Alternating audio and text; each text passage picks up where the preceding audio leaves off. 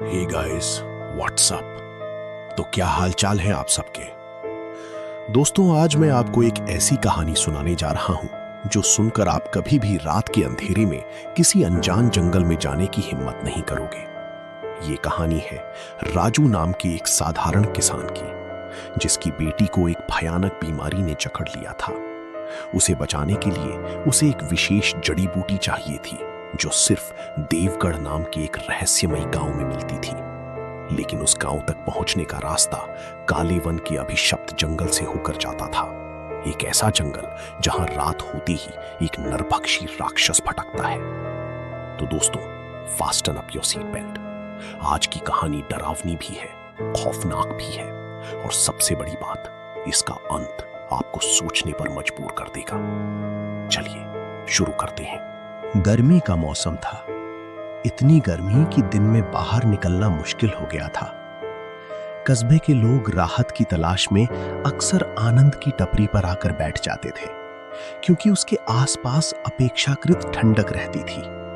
शाम के करीब 6:30 बज रहे थे। आनंद की दुकान पर 3 दोस्त बैठे थे, रोहित, विकास और आनंद खुद। दुकान कस्बे से थोड़ी दूर थी, इसलिए यहां लोगों का आना जाना कम रहता था। अरे विकास, तू आज गया नहीं क्या खेतों की ओर? रोहित ने पूछा। अरे भाई, क्या बताऊं, इतनी गर्मी में कहीं जाने का मन ही नहीं करता, सिवाय तेरी दुकान के, क्योंकि यहां थोड़ी ठंडक रहती है, विकास ने जवाब दिया। हाँ, यहां की हवा कुछ और ही है, पता नहीं क्यों बाकी जगहों से ठंडी लगती है, आनंद ने कहा। तभी दूर से केशव चाचा दिखाई दिए। सबकी आंखों में खुशी झलक उठी।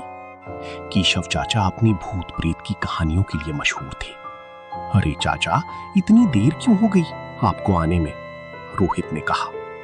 अरे बेटा, क्या बताऊं, हमारे पास वाले गांव में आज भी वो पुरानी खतरनाक तांत्रिक क्रियाएं होती हैं। उस गांव के बाहर एक पुराना उजाड़ चौराहा है। लोग कहते हैं कि रात ढलते ही वहां अजीब और खौफनाक शक्तियां घूमने लगती हैं। तो चाचा, आज कुछ हटके सुनाइए, कोई ऐसी कहानी जिससे रूह कांप जाए, विकास ने कहा। अच्छा तो सुनो, ये कहानी मेरे एक पुराने दोस्त के साथ हुई थी। गर्मी अपने चरम पर थी। हवा बिल्कुल शांत थी, मानो प्रकृति किसी अनहोनी के इंतजार में ठहर गई हो। राजू अपनी बैलगाड़ी लेकर घर लौट रहा था। पूरे दिन की थकान उसके चेहरे पर साफ दिखाई दे रही थी।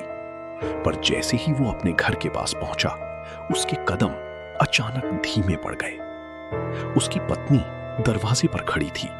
उसके चेहरे पर डर और चिंता साफ झलक रही थी। क्या हुआ? तुम्हारा चेहरा इतना उतरा हुआ क्यों है? राजू ने पूछा। हमारी गुड़िया, उसका शरीर सुबह से तप रहा है, ना वो कुछ खा रही है, ना ही किसी से बात कर रही है। राजू का चेहरा सफेद पड़ गया। बिना एक पल गवाए वो गांव के वैद्य के घर की ओर भागा। काका, ओ काका, जल्दी बाहर आइए। वैद्य काका तुरंत बाहर आए। अरे राजू, क्या हुआ? इतना परेशान क्यों है? काका, मेरी गुड़िया को कुछ हो गया है। वो ना कुछ बोल रही है, ना कुछ खा रही है। वैद्य काका बिना समय गंवाए उसके साथ चल पड़े। घर पहुंचकर उन्होंने लड़की को देखा। राजू, तुम्हारी बेटी को बहुत भयंकर बीमारी ने जकड़ लिया है। इसका इलाज सिर्फ संजीवनी बूटी से हो सकता है। वो बूटी कहां मिलेगी काका? देवगढ़ में। लेकिन देवगढ़ तक पहुंचने का रास्ता सीधा काले वन के जंगल से होकर जाता है। और आज मंगलवार की रात है। उस जंगल में एक राक्षस भटकता है जो इंसानों के खून और मांस का भूखा है। जो भी उस जंगल में गया वो कभी वापस नहीं लौटा।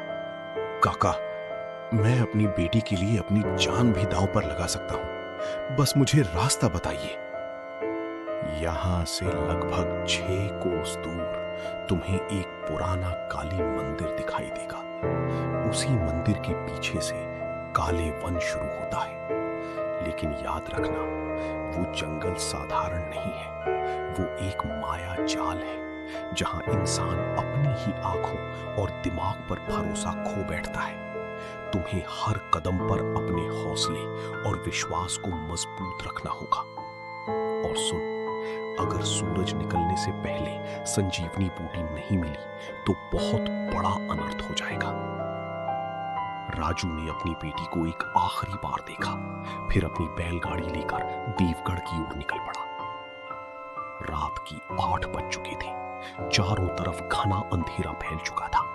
आसमान में काले बादल इस तरह उमड़ रहे थे मानो किसी भी पल मूसलाधार बारिश शुरू हो जाए। सुनसान रास्ते पर सिर्फ बैलगाड़ी के पहियों की चरमराहट और बैलों की घंटियों की आवाज गूंज रही थी। लगभग 2 कोस चलने के बाद राजू को रास्ते के किनारे एक छोटी सी चाय की टपरी दिखाई दी। टपरी में एक टिमटिमाता हुआ लालटेन जल रहा था। राजू को जोर की नींद आ रही थी। उसने बैलगाड़ी रोकी और सोचा, अगर एक कप चाय मिल जाए तो शायद थोड़ी ताकत वापस आ जाए। टपरी के बाहर एक बूढ़ा आदमी चुपचाप बैठा था। उसका चेहरा लालटेन की हल्की रोशनी में आधा छिपा हुआ था। बाबा, एक कप चाय मिलेगी? बेटा, चाय तो खत्म हो चुकी है, लेकिन इतनी रात को इस रास्ते पर तुम कहां जा रहे हो? बाबा, मेरी बेटी की तबीयत बहुत खराब है। उसे सिर्फ संजीवनी बूटी बचा सकती है, इसलिए देवगढ़ जा रहा हूं। बेटा, वहां जाना तो चाहते हो, लेकिन क्या लौट भी पाओगे? चाहे जो भी हो बाबा, मुझे अपनी बेटी को हर हाल में बचाना है। तो मेरी एक बात याद रखना, जहां तुम्हें पुराना काली मंदिर दिखाई दे वहीं रुक जाना। सुबह की 3 बजे से पहले उस जंगल में कदम मत रखना। नहीं बाबा, मुझे सुबह होने से पहले हर हाल में वो बूटी लानी है। राजू वापस बैलगाड़ी पर बैठा और आगे बढ़ गया। पीछे खड़ा वो बूढ़ा धीरे धीरे हाथ हिला रहा था, मानो वो आखिरी बार राजू को जाते हुए देख रहा हो। तभी अचानक बिजली कड़की और मूसलाधार बारिश शुरू हो गई। कच्चा रास्ता कीचड़ में बदल गया। बैलों के लिए आगे बढ़ना और भी मुश्किल होने लगा। राजू ने आसमान की तरफ देखा। हे भोलेनाथ, ये कैसी आपदा आ पड़ी है। बारिश तेज होती जा रही थी। थकान के कारण राजू की आंख लग गई। बैलगाड़ी धीरे धीरे सुनसान रास्ते पर आगे बढ़ती रही। तभी अचानक बिजली की तेज चमक से राजू की आंख खुल गई। उसने चारों तरफ देखा और तभी उसकी नजर रास्ते के किनारे बने एक पुरानी मंदिर पर पड़ी। मां काली का मंदिर, पूरी तरह जीर्ण शीर्ण, दीवारों पर काई जमी हुई थी। राजू बैलगाड़ी से नीचे उतरा और कांपते कदमों से मंदिर के सामने जाकर खड़ा हो गया। हे मां काली, मेरी रक्षा करना, मेरी बेटी को बचा लो, बस किसी तरह मेरी गुड़िया को बचा लो। उसने सिर झुकाकर प्रार्थना की और फिर वापस अपनी बैलगाड़ी की ओर बढ़ गया। वहीं से शुरू हुआ काले वन। काले वन का जंगल अब और भी भयावह लगने लगा था। चारों तरफ घना अंधेरा और उस सन्नाटे के बीच गूंजती उल्लू की आवाज किसी अपशकुन जैसी लग रही थी।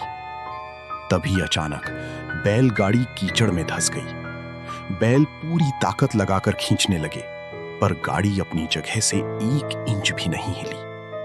राजू ने बैलों को एक पेड़ से बांध दिया और खुद पैदल ही आगे बढ़ने लगा। अब बारिश रुक चुकी थी, लेकिन बारिश के रुकते ही जंगल का सन्नाटा और भी डरावना हो गया। तभी अचानक एक काली परछाई बिजली की रफ्तार से उसके सामने से गुजरी। राजू वहीं ठिठक गया। उसका पूरा शरीर डर से कांपने लगा। ये क्या था? काका ने सही कहा था, ये काले वन सचमुच जिंदा लगता है। उसने गहरी सांस ली और अपने डर को दबाते हुए आगे बढ़ने लगा। पर अब जंगल के अंदर से अजीब अजीब आवाजें आने लगी थीं। कभी किसी औरत के रोने की आवाज, तो कभी किसी बच्चे की दर्द भरी चीख। रात के ठीक 12 बज चुके थे। काले वन अब पूरी तरह जाग चुका था।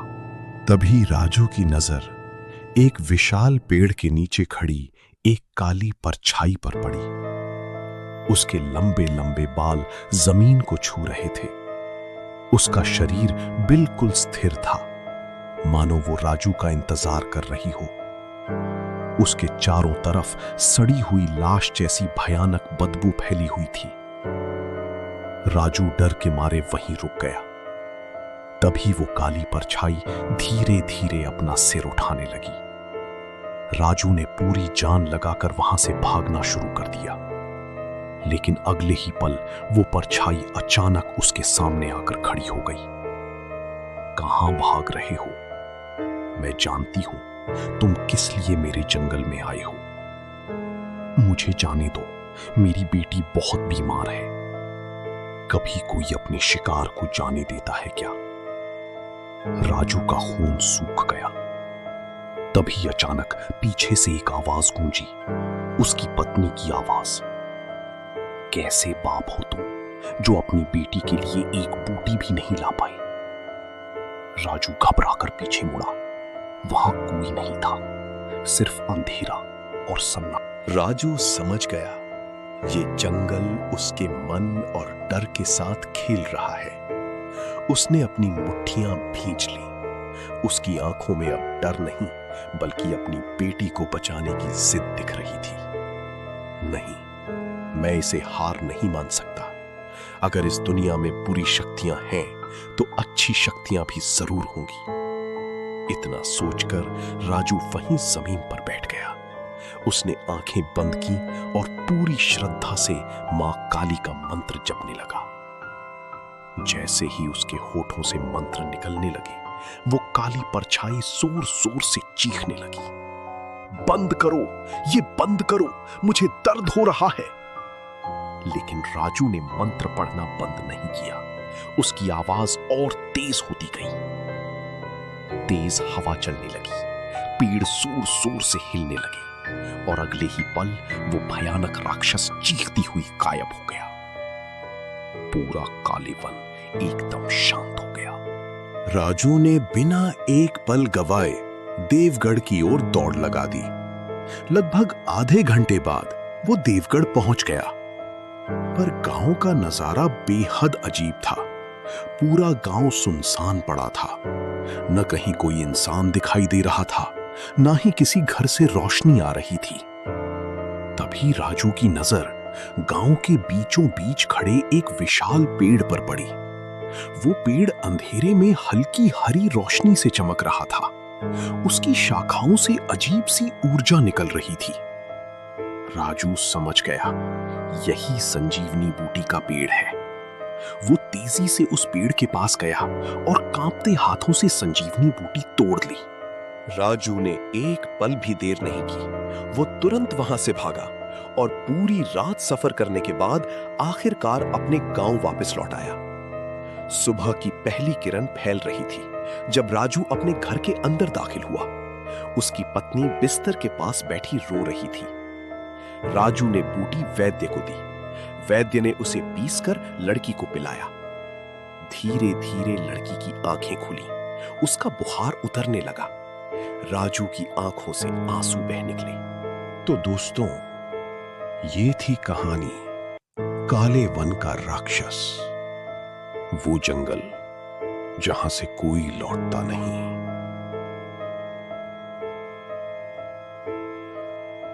तुम लोगों को ये कहानी कैसी लगी, मुझे कमेंट में जरूर बताना।